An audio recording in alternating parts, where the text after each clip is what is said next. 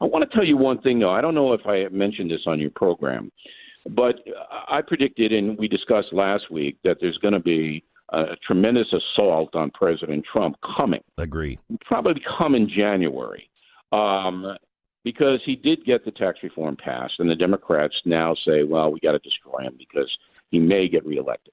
There is a tape, Beck, an audio tape of a anti-Trump person offering $200,000 to a woman to accuse Donald Trump of untoward behavior. So, you have talked to me about this. You've talked to me Yeah. about this tape. You've talked to me about it privately as well with additional information. Is this tape going to be released or? Well, I may have to go to the U.S. attorney myself.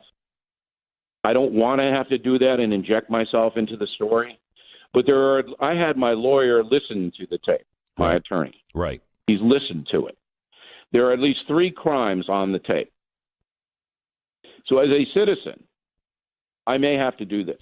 I will tell you, Bill, that that's the first thing that you said. You say, well, I'm trying to get it, so it could be released. It needs to be released. And you weren't talking about getting it for you to release it, but it had to be out there.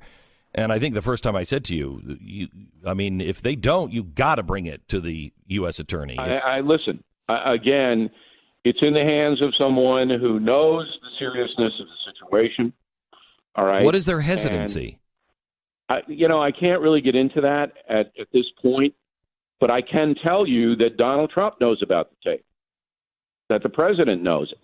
And I'm, for the life of me, sitting here going, why on earth are you allowing a movement to try to smear you when you have a powerful, and I mean it's powerful, piece of evidence that shows this is an industry, that there are false charges and money changing hands. Okay? So it's so frustrating, but I wanted your listeners to know it. It's there. It's amazing, and it will change the whole discussion if it ever gets out. So when do you decide you're going? I have no idea. It's a big legal thing, and I'm watching it, but I'm not going to let it go. I'm not going to. You know me. I'm not going to let it go. So I can't give you any deadlines or anything like that. But I'm in this, and I'm not going to allow the country to be deceived. I'm just not. Not to say that Donald Trump didn't do stuff wrong. I mean, he did. But I'm not going to. I know there's an industry that pays people to smear other people. Yeah. And that's got to be exposed.